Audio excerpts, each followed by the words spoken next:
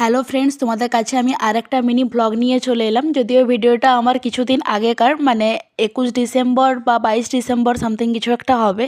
আসলে আমার এডিট করা হয়নি আর পোস্ট করা হয়নি, তাই একটু আপলোড করতে একটু লেট হয়ে গেল। আর দেখতে পাচ্ছ রেডি হয়ে গেছি। আসলে খ্রিস্টান কলেজে সোশ্যাল হচ্ছে, আর সেদিনে রাজ বর্মন বলে একজন সিঙ্গার এসেছিলো, তার শো দেখতেই আমরা যাচ্ছি আর কি। তো আমি, দিশাদি, তারপরে দিশাদির দুটো বোন গেছিলাম। আর দিদা যে জ্যাকেটটা দিয়েছে এবছর পুজোতে, তো তোমাদের সঙ্গে তো আগে শেয়ার করেছি, সেই জ্যাকেটটা পরেছিলাম।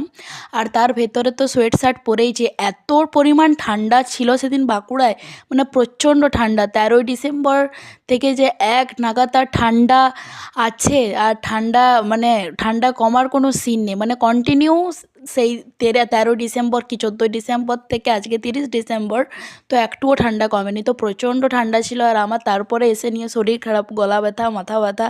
আসলে টুপি একবার করে খুলে দিচ্ছিলাম, একবার করে পরছিলাম, তাই শিশিরটাও মাথায় লেগেছিলো, মাথায় পড়ছিল। আর খ্রিস্টান কলেজে এত ভিড় হয়েছিল, মানে প্রচুর ভিড় হয়েছিল। এইখানে এরা মানে প্রচুর ভিড় হয়, প্রচুর, মানে ছেলে মেয়েরা, তার সাথে আমরাও গেছিলাম। আগে কোনো দিন শো দেখতে যাইনি, আগে একবার মনে হয় গেছিলাম, তবে কোনো সিঙ্গার আসায় এই ফার্স্ট টাইম যাচ্ছি। দিশাদি বলল যাবি, বলি হ্যাঁ চলো যাওয়া যাক। তো আমরা 4জন মিলে গেছিলাম, খুব মজা হয়েছিল। তো তারপরে ওইখানে একটা ললিপপ খেয়েছিলাম আমরা 3জনে, দিশাদি খায়নি। তো সেই ক্লিপটা আর আমার আর নেওয়া হয়নি। তা আমরা 8টা অমনি সময় বেরিয়েছিলাম, 8:10-15, আর 9টার সময় রাজ বর্মন এসেছিলেন। আর ওর গলাটা এত সুন্দর না, দারুণ। আর খুব সুন্দর ডেকোরেশনও করেছিল, খুব সুন্দর মানে সাজিয়েছিল কলেজটাকে, দারুণ। তো আমরা ওইখান থেকে চার্চও গেছিলাম।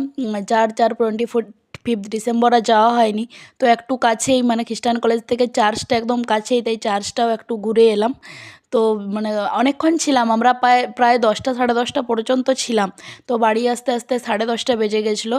তো ভীষণ মজা হয়েছিল আমাদের, মানে আর এত ঠান্ডা, মানে আমি বলে বোঝাতে পারবো না, প্রচণ্ড ঠান্ডা ছিল। দুই প্রীতি কিসের চাপ ছাড়া, দুই প্রীতি।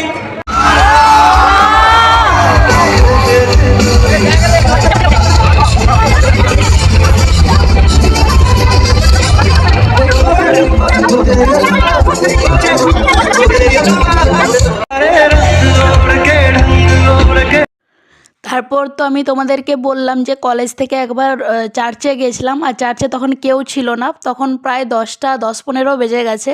আর আমরা ভিতরে ঢুকতে পারিনি, বাইরের থেকেই দেখলাম। তো চার্চটা বেশ সুন্দর সাজিয়েছিল।